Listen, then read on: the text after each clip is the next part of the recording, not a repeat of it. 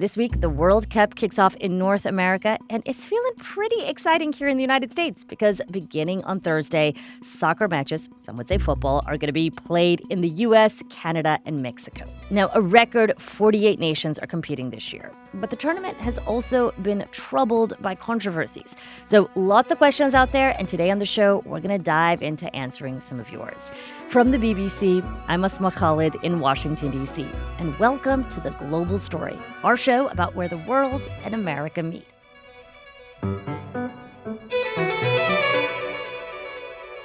My name is Dale Johnson, and I'm the football issues correspondent for BBC Sports. Asma, can I just say that the fact that we have something at the BBC called a football issues correspondent is a sign of how seriously we take this sport over this side of the Atlantic. Yeah, I was going to say. Thanks so much for joining us, Dale. I think it's also a sign of the times. You've got to have a football issues correspondent. Because there are so many issues. Gone are the days when it's just about the result and the tactics and the matches. There's so much going on off the field. Yeah, absolutely. Well, we're so pleased to have you with us, Dale. Today is our first inaugural World Cup sporting questions from listeners I love episode. that Tristan says our inaugural with grand plans that we're going to do more of these, but yes.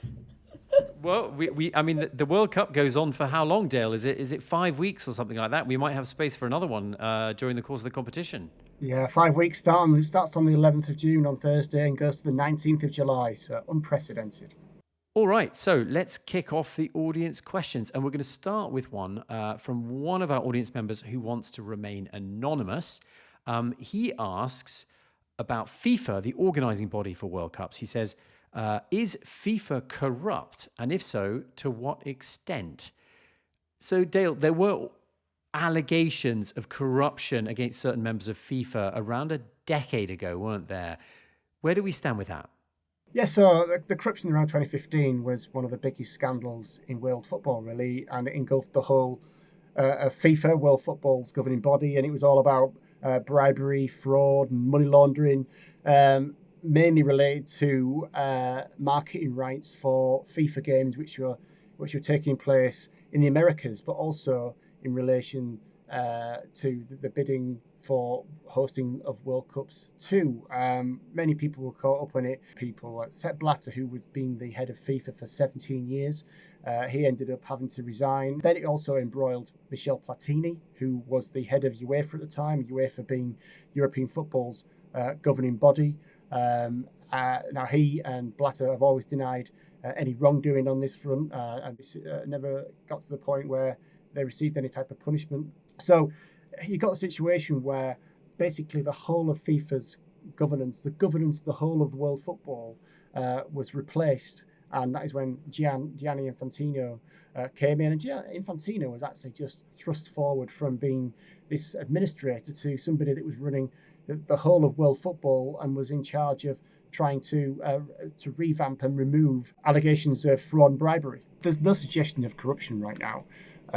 It's just a case of, is FIFA acting in a way that's the best interest of football? And I think a lot of people would say they're not anymore.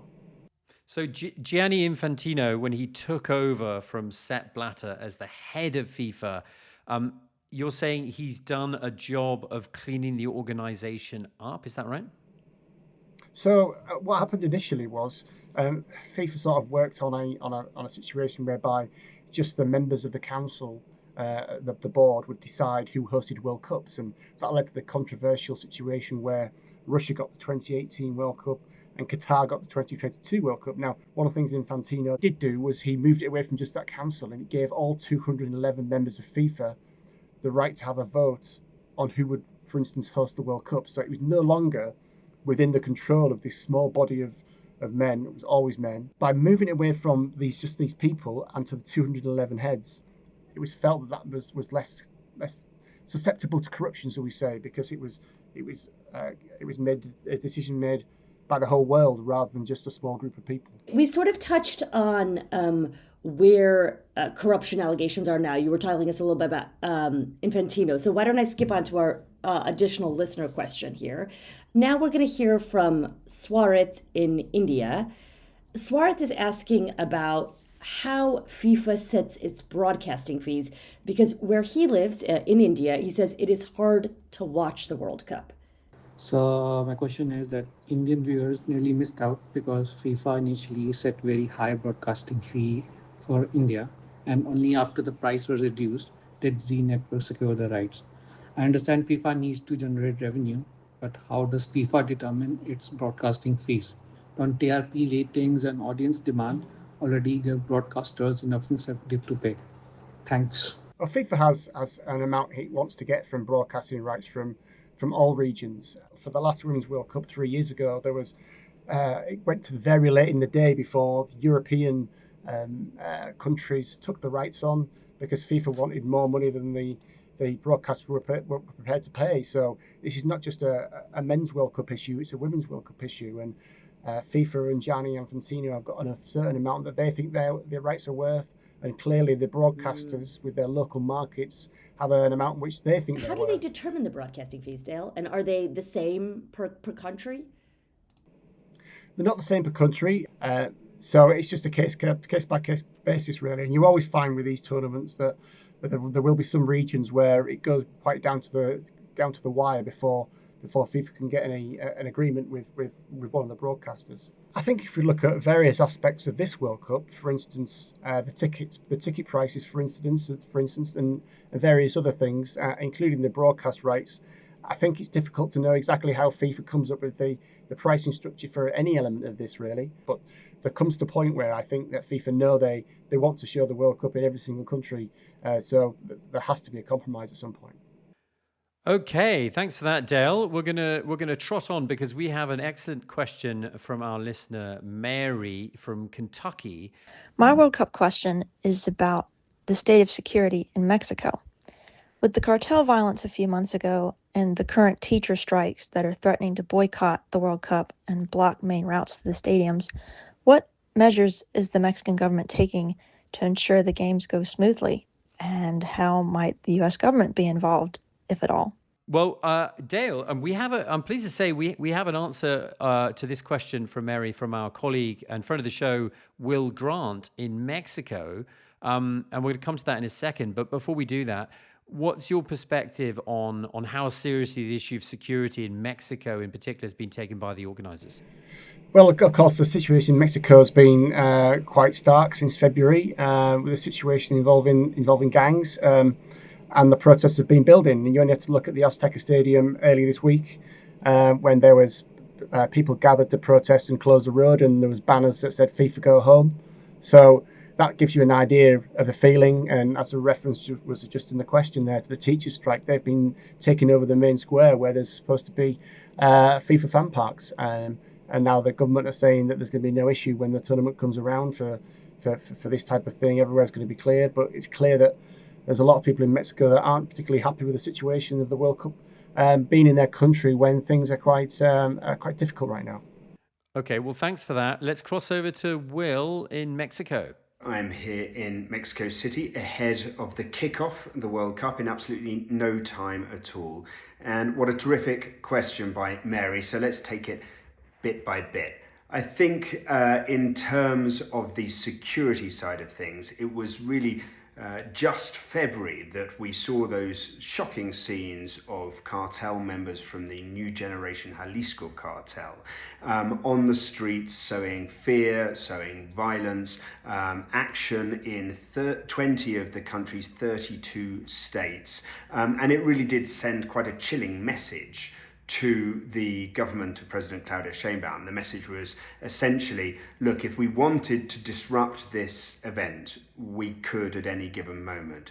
Quite simply, on some very basic level, it's not good for business for the cartels to be turning their might against incoming football fans. So the expectation is that it won't affect the World Cup. The other side, of course, that's raised is the protests. Now, there have been and will continue to be pretty large protests around this World Cup. The main one comes from the teachers, which Mary mentioned. The biggest teaching union are on strike over pensions specifically, but also work conditions. and pay. They are determined to make their point right through to the very heart of the World Cup, outside the stadium on the day of the opening match. There's likely to be, and we hear from officials, the expectation that there will be some disruption, some protests, and we'll have to see whether or not in the final hours Claudia Sheinbaum can dissuade the organisers of those biggest protests from carrying them out on the day of the match. And then the last question is whether or not the US would be involved in any way in tackling some of these security issues. I think that is unlikely. By and large, the security arrangements between Mexico and the United States are limited to intelligence at this stage. The US Secretary of State Marco Rubio said that the security relationship was at its best point now than at any stage in the modern era. And the message very much from Mexico City is that they have control, the government has control of this situation, and that the World Cup will pass off in security terms smoothly.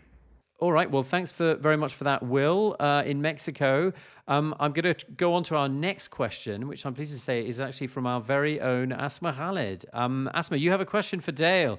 Yeah. A bit of host privilege here. I do. And I hope you all don't mind me taking this opportunity. But I do think it's a question that's been on my mind, and I imagine it's going to be on a lot of listeners' minds here in the United States.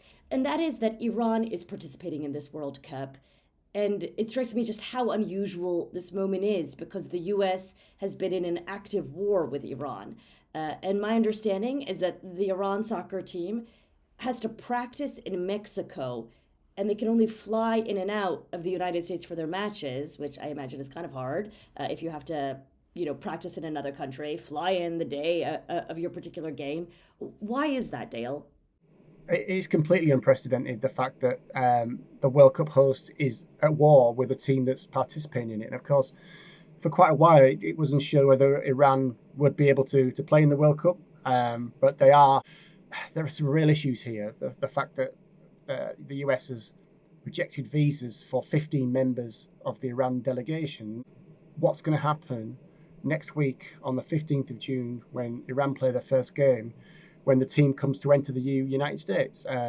We've got issues with fans and also other officials being able to get into the United States. We've seen several cases of that. So are we going to get to the situation next week whereby Iran do try to enter the US to play their first of their matches, and some of the players don't get in? And I think that's got to be a concern. This is all about the war. It's all about the concern about security. It's going to be quite tense, I think, throughout the time Iran are participating in the World Cup.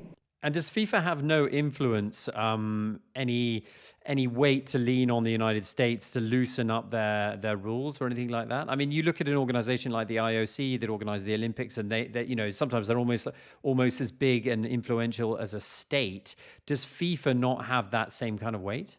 I think what we're seeing at this World Cup is really quite unique in that in previous tournaments, you have seen FIFA be able to get a tournament work pretty much as they wanted to, with a few small caveats in Qatar, for instance. But even in those controversial ones, Russia and Qatar, the government still made a lot of concessions to make sure the tournament worked as smoothly as possible. But we've got a situation now, for instance, earlier today, the Iran Football Federation said that all their tickets have been revoked for their matches, and each team gets around 3,000 to 4,000 tickets per game. This has not been commented on yet by FIFA, so we don't know if that's officially the case or not. But this presents a situation whereby one of the teams competing in the World Cup is not allowed to have its supporters there. And one thing that Gianni Infantino said during the bidding process in 2017 is there cannot be a situation whereby the fans of one of the teams that are playing in this competition are not allowed to go to the matches.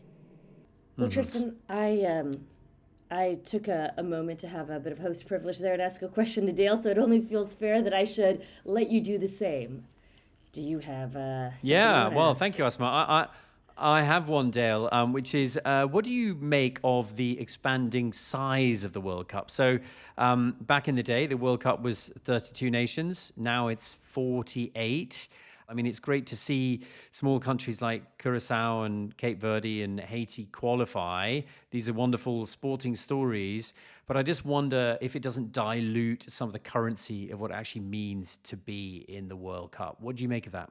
I think one of the big issues that this expanded format brings is we lose a lot of the jeopardy around the group stage. There are not really any groups where you think that there could be teams that could, big teams that might go out.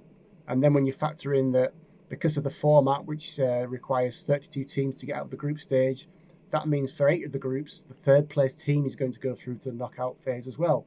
So you're talking that for 8 of the groups, only one team's actually going to go home.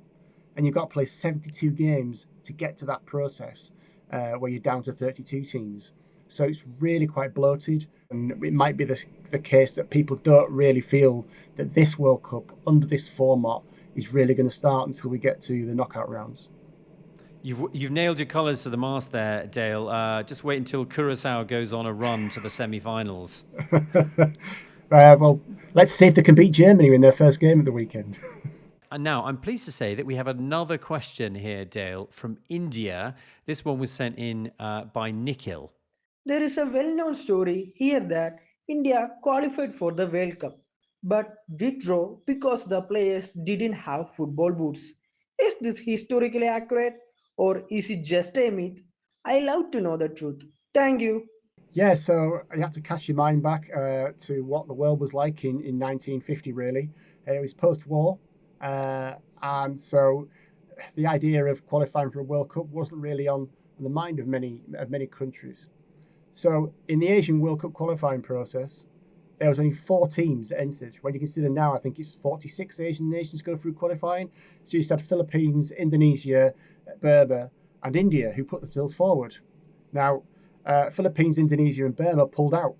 So in effect, India only qualified by default.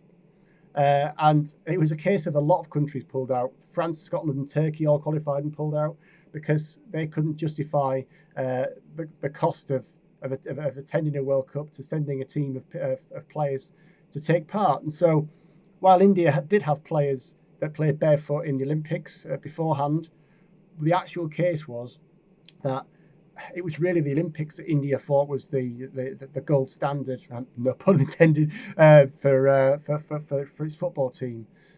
So it didn't really want to put the resources in sending a team to the World Cup. So while barefoot is true, it wasn't the reason why they didn't go to the World Cup in 1950. Okay, so it sounds like it's a sort of 85% true, with the last flourish about them having to pull out because they didn't have any boots being the embellishment. Is that right? Exactly, yeah. And there are also stories that they only played 70-minute matches in India, and so that the authorities were worried that they'd be shown up if they suddenly went to go and play in a tournament which was 90 minutes because they weren't used to doing it. So there are lots of stories like that. But while it is true about the barefoot angle, it seems like that might be one of those ones which has grown as a myth when it's not actually true. And has India ever got close to re-qualifying for a World Cup ever since then? No. India's never played at the World Cup. It never really gets through to the latter stages of the qualifying process either. So maybe they would hope that they could get a bit closer now. We've got this expanded tournament where so many countries from Asia now get the chance to play at the finals. Well, it's hard not to wonder if huge countries like China and India are not sort of sleeping football giants that we might see more of in the future. Yeah, I mean, China have been at the World Cup a couple of times, but they have not been remotely close for many, many years. It is quite remarkable that you do have these countries, 2 countries with such huge, vast populations that do not have a team that can get to the World Cup. You've indulged us by answering questions from both Tristan and myself, but if you don't mind taking one more from our team here at The Global Story, our producer Kat had a question about travel bans, which we did talk about a bit in a previous episode we did around the World Cup and geopolitics. As we get closer to this entire event kicking off, how are we seeing the travel bans that we've seen put in place under this Trump administration impacting fans and teams?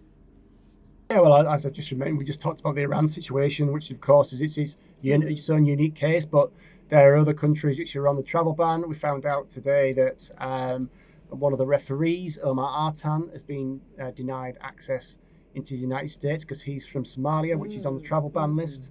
So, and there's also fans of Morocco have said that they've given up trying to get visas, even though they have tickets. Okay. And we know of 2 Scotland fans who, of course, Scotland have the right to just get an ESTA and apply for that. If you are one of the, I think it's about 42 countries who have this agreement with the United States, it's normally an automatic process, but it seems like for this World Cup, under the Trump administration, there's been a secondary process put in place whereby some of them are getting revoked and requiring people to go to an embassy to get access into the United States, and that's even people that are on the ability to get these visa waivers. You mentioned the Somali referee. He was presumably supposed to be here to ref a game. I mean, did FIFA say anything in regards to the situation? I mean, all FIFA have done is confirm that the referee has gone home and said that it has no role in the immigration plans of each country. But I mean, like we talked about in a previous question, this would not have happened in past World Cups because there would have been cooperation to make sure that the people that needed to get into the country within limits would be able to get into the country.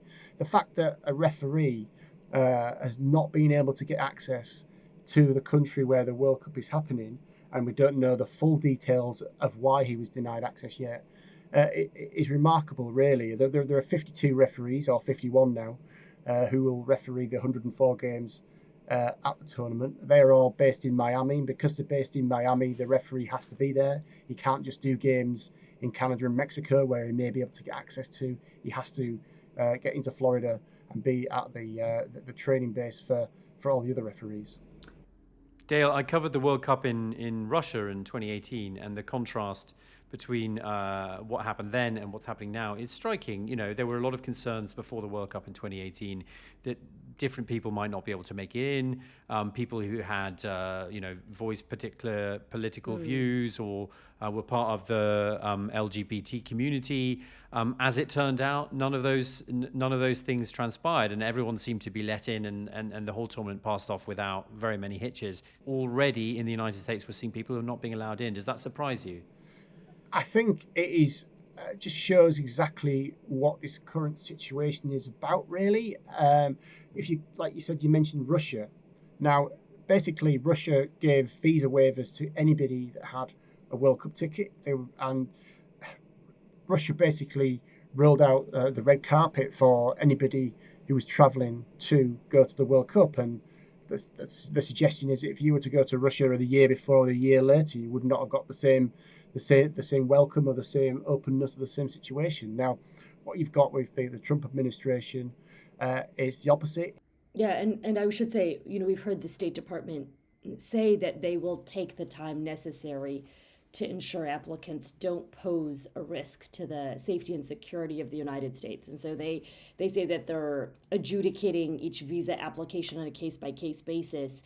I am just curious, though, that in this dynamic where this is an event that's being held across 3 countries, and you also have this governing body of FIFA, I'm just curious how you navigate that fairly for the players, for the refs, because this is not solely an event being put on by the United States.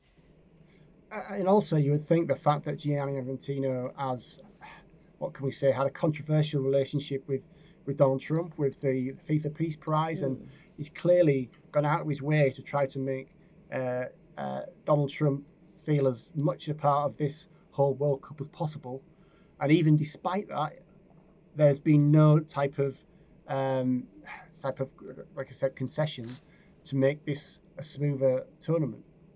All right. Well, then, let's move on. We have a question from our listener, Joel, and he says the following. As a Dutch fan of the show and the World Cup, I'm curious who you guys are picking as the winner of the World Cup.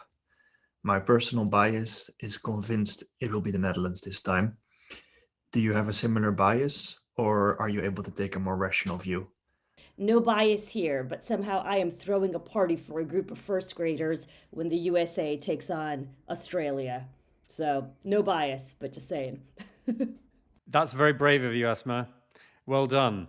May the best team win. Dale, who's your pick? Well, I don't think I put too much money on the Netherlands to win it, unfortunately. I'm not sure they've got the goals that they need to win the tournament. Memphis Depay is their best player, but he's 32 now, and I'm not sure he'll be able to carry them all the way to the final. But pretty boring answers from me, really. I think there's three real contenders. Spain, we've got Yamal, who's one of the best young players in the world, who plays for Barcelona. Spain are a fantastic team. They won Euro 2024, beating England in the final. And then France have also got an amazingly strong forward line with Kylian Mbappe and Ousmane Dembele, who's the Ballon d'Or winner, which is essentially the player of the year at the moment for the world. And Desiree Doué is also a fantastically exciting young player. But the question then is, are the conditions going to be suitable for European teams to go all the way and win the tournament? With the heat that was going to be in America, it could be that it's South American nations that will excel. And I think that for Argentina, I think they're going to be a decent bet to defend the World Cup that they won 4 years ago. They've obviously got Lionel Messi, but they've got many other good players like Nico Paz, who's one of the best up-and-coming young players in the world. And I think it's going to be one of those three. I think it might be Spain. Okay, thanks for that, Dale. I mean, Joel, my answer to you is that the nationality bias thing does apply in my case, because my team is France, and I believe that France are going to do badly. I'm pessimistic. They were appalling in the European Championship 2 years ago. All the reports are that the team may be unhappy, and their warm-up matches have been unimpressive. So my nationality bias is a negative one, and I'm not backing France, sadly. Thank you so much for the question, Joel. That was great. Thank you all for submitting questions for us. And Dale, thank you for helping us make sense of this moment.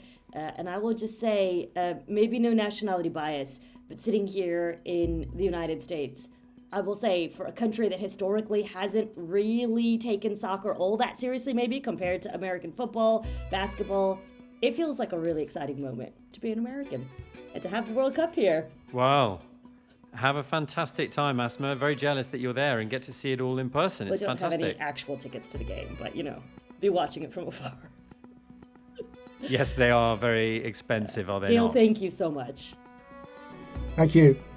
That's it for The Global Story on YouTube. Thanks for tuning in. And if you appreciated our show, then I should mention that The Global Story is also available as an audio podcast. You can find us every weekday on bbc.com or wherever you listen to your favorite shows.